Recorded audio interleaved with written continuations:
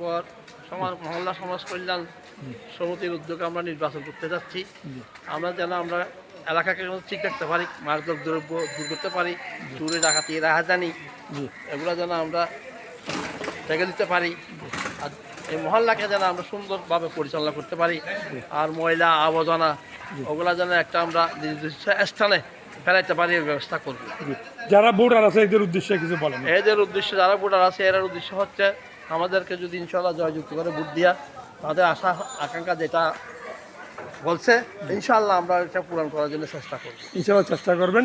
যারা ভোটার আছে তারা ভোট দিয়ে আপনি জয়যুক্ত করলে ইনশাল্লাহ আপনারা মাদক এখানে মোট আপনারা প্রার্থী কয়জন? মোট 37 জন।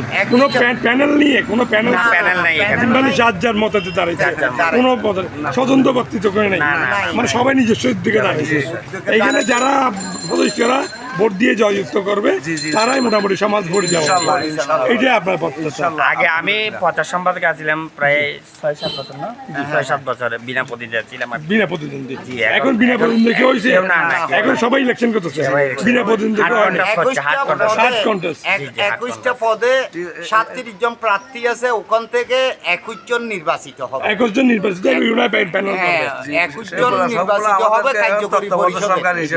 ওখানে সভাপতি হবে একজন, সহসভাপতি হবে 3 জন, সাধারণ সম্পাদক হবে একজন, সহসাধারণ সম্পাদক হবে একজন, সাংগঠনিক মানে 21 জন মোটামুটি আপনারা